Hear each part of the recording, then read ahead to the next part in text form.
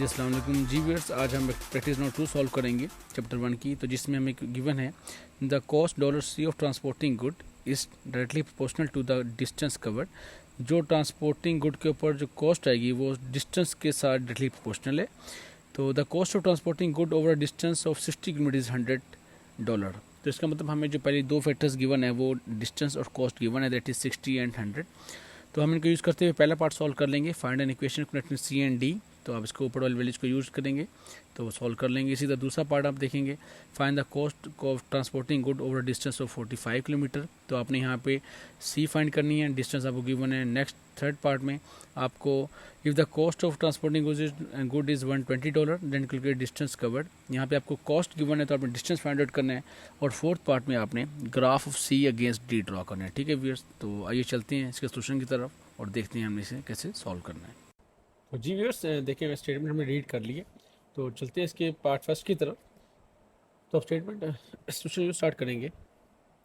Since C is directly proportional to D, ठीक है viewers, then आप लिख सकते हैं C is equal to K D.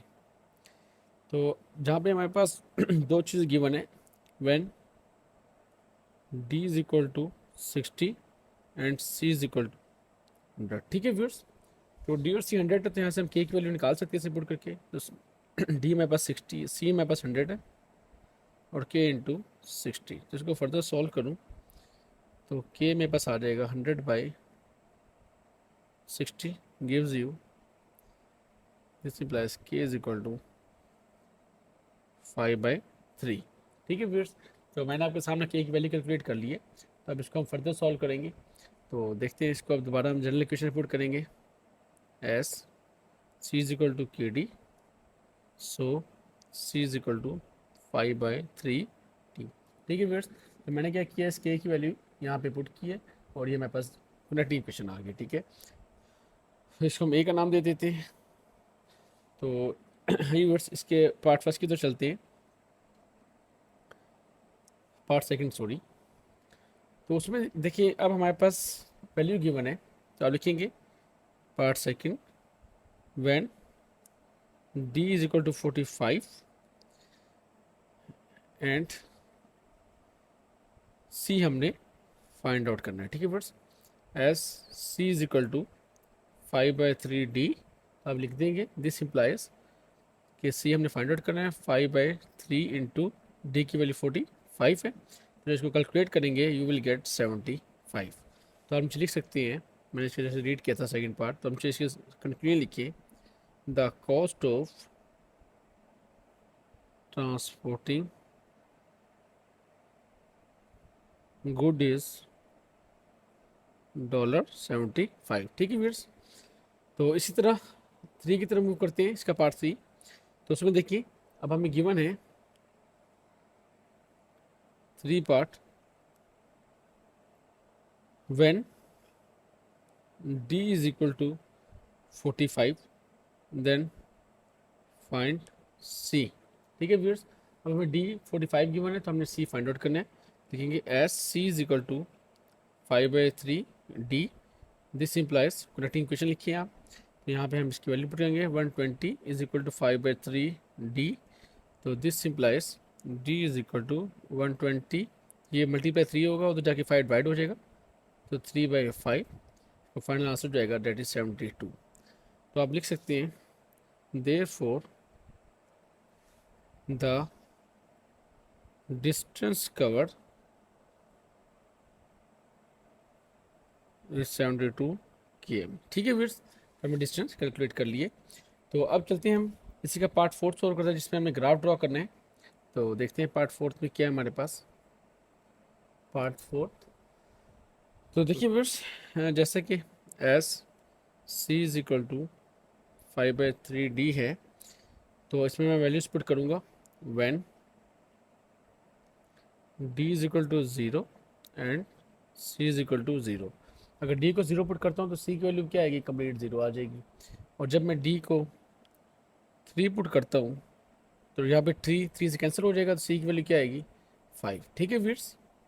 Then c is equal to 5। तो इसके अब हम ग्राफ प्लॉट कर लेते हैं।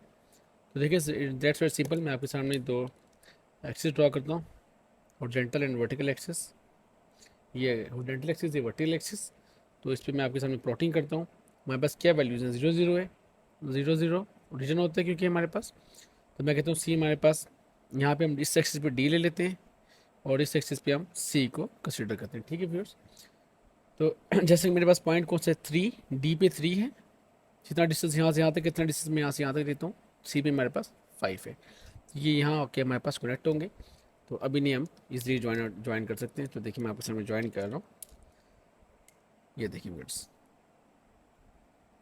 ये मेरे पास ग्राफ बन गया। That is the final graph. तो इस तरह हमारा पार्ट प्रैक्टिस नाउ 2 के चारों पार्ट कंप्लीट हुए व्यूअर्स, और मैं उम्मीद करता हूँ कि पार्ट आपको समझ आए होंगे। तो जी व्यूअर्स, आइए प्रैक्टिस नाउ 3 को स्टार्ट करते हैं। तो स्टेटमेंट गिवन है जी, the total monthly cost $C of running a kindergarten consist of fixed amount $5,000। तो इसका मतलब है कि जो किंडरगार्टन को चलाने के लिए फिक्स्ड अमाउंट है, उसकी मंथली कॉस्ट वो $5,000 है। और variable amount which depend on the enrolment for every child enrolled, the monthly cost increases by $41। तो और उसके ऊपर जो वेरिएबल अमाउंट है, जिसमें कुछ चेंजिंग आती रहती है, वो डिपेंड करती है कि हर चाइल्ड जो एनरोल्ड होता है नया, उसकी कॉस्ट इंक्रीज हो जाती है बाय $41। तो इसी के साथ हम इसके पहले पार्ट को रीड करते हैं। If the enrolment of is 200 sorry, find the total monthly cost of running the kindergarten. वो कहता है अगर हमारे पास एनरोलमेंट 200 बच्चों की हुई है, तो आप बताएं कि monthly cost of running the kindergarten कितनी होगी, हमने कॉस्ट फाइंड करनी है। सेकंड पार्ट में if the total monthly cost of running the kindergarten is $20,580, calculate the number of children enrolled in the kindergarten. अब कहता है अगर हमारे पास टोटली मंथली कॉस्ट जो आती है वो इतनी है $20,580, तो आपने कैलकुलेट करनी है कि नंबर ऑफ चिल्ड्रन कितने एनरोल्ड हुए हैं किंडरगार्टन में।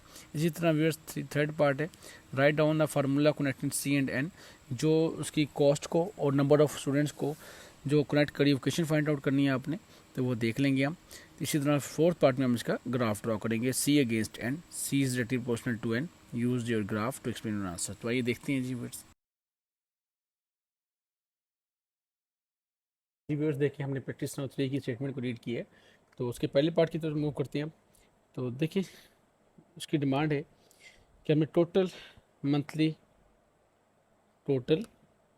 Monthly cost of running the kindergarten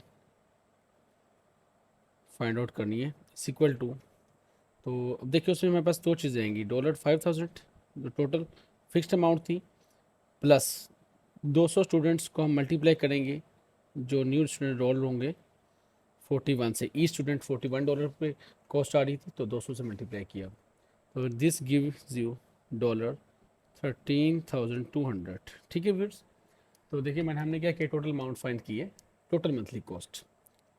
तो अब इसका दूसरा पार्ट है। तो सेकंड पार्ट में गिवन हमारे पास, that is first part we have solved. तो सेकंड पार्ट में व्यूअर्स देखें, हमने वेरिएबल अमाउंट कैलकुलेट करनी है, वेरिएबल अमाउंट दैट इज, तो हमारे पास टोटल अमाउंट है $20,580, इसमें से माइनस कर देंगे फिक्स अमाउंट। तो आपके पास वेरिएबल अमाउंट आ जाएगी, दैट इज़ $15,580, ठीक है व्यूअर्स। तो इसी तरह अब जब हमें ये अमाउंट आई है, तब हमने नंबर ऑफ़ चिल्ड्रन एनरोल्ड निकालने हैं। तो अब लिखेंगे नंबर ऑफ चिल्ड्रन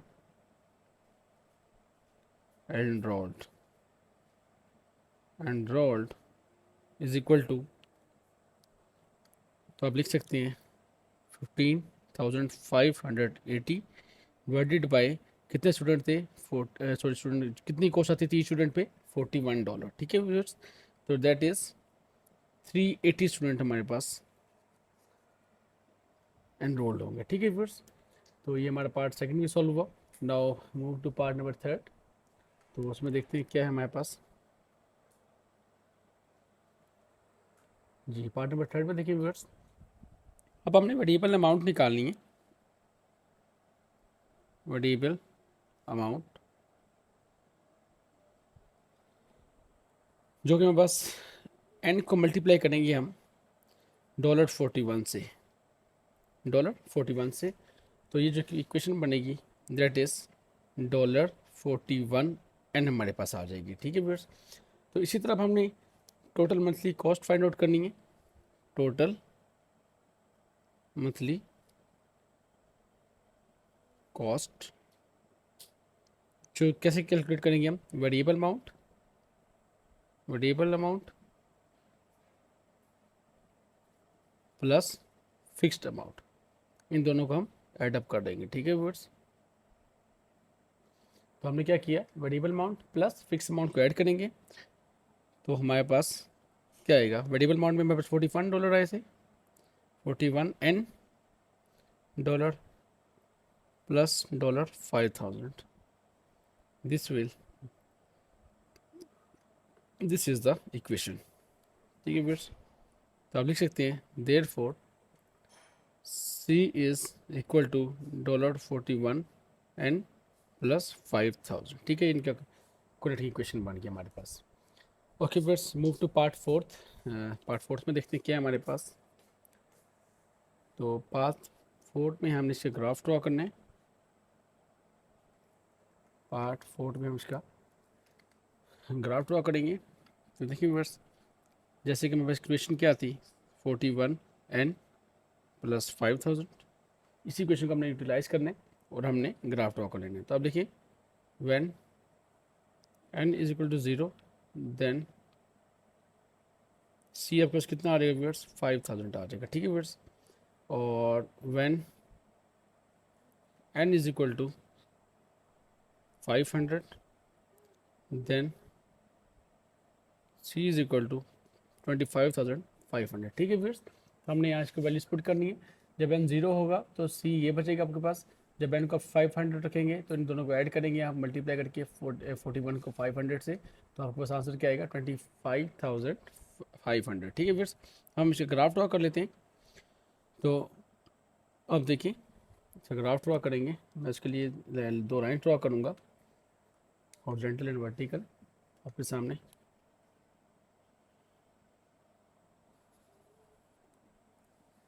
ठीक है व्यूअर्स, तो ये मेरे पास ओरिजिन है।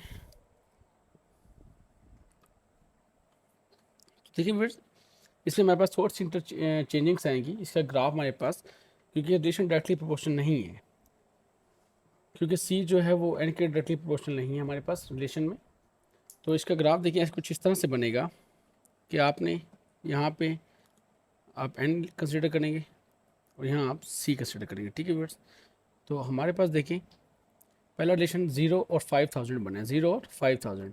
तो जो हमारा पहला पॉइंट है वो कुछ आपके पास इस तरह से बनेगा, 0 एंड 5,000। ठीक है व्यूअर्स, तो पहला पॉइंट हमारे पास ये बनेगा। तो इसका मतलब हमारा जो ग्राफ है वो यहाँ से स्टार्ट होगा, और जो दूसरा पॉइंट हमारे पास आएगा वो आएगा, मैं इसको ब्लू से मिलकर मेंशन मार्क करता हूँ, वो आएगा 5,500 सॉरी। जब हमने 500 एन को रखा था तो C की वैल्यू कितनी आई थी, 25,500। ठीक है फिर, तो कुछ ग्राफ ये वाला बनेगा, कुछ इस तरह से बनेगा। ठीक है, तो मैं इनको ज्वाइन कर देता हूँ आपके सामने। तो इसका ग्राफ व्यूअर्स ये बनेगा। तो देखिए, क्योंकि ये जो ग्राफ आपके सामने मैं ड्रॉ किया है, मैं आपको इसको कनेक्ट भी कर देते हैं इसको। ठीक है, तो ये जो है हमारा ग्राफ, ये रीजन से पास नहीं कर रहा। ठीक है, तो हमने डायरेक्टली प्रोपोर्शनल का जो रिलेशन आपको बताया था, उसने कहा था कि जो डायरेक्टली प्रोपोर्शनल ग्राफ होगा वो हमेशा इस ओरिजिन से पास करेगा, बट ओरिजिन से पास नहीं कर रहा, क्योंकि ये ओरिजिन पे ये x 0 था, तो y इसका जो कोऑर्डिनेट था वो आपके पास 5,000 था। ठीक है, वो यहाँ से कुछ अबव होगा। तो इस तरह व्यूअर्स, तो आप लिख सकते हैं, नीचे कंक्लूजन दे सकते हैं, C is not directly proportional to n because the line does not pass through origin. ठीक है व्यूअर्स। तो इसकी ये रीज़न थी कि हमारे पास जो सी है वो डायरेक्टली प्रोपोर्शनल नहीं है इनके, क्योंकि इसका ग्राफ जो वो रीजन से पास नहीं कर रहा। तो इसी के साथ व्यूअर्स हमारा प्रैक्टिस नाउ 3 भी कंप्लीट हुआ। तो if you have any question please ask me, and मेरे चैनल को सब्सक्राइब करना मत भूलिएगा, और अगर हम लाइक और शेयर नहीं किया तो काइंडली वो भी कर दीजिएगा। थैंक यू सो मच, अपना बहुत ख्याल रखिएगा। अल्लाह हाफिज़।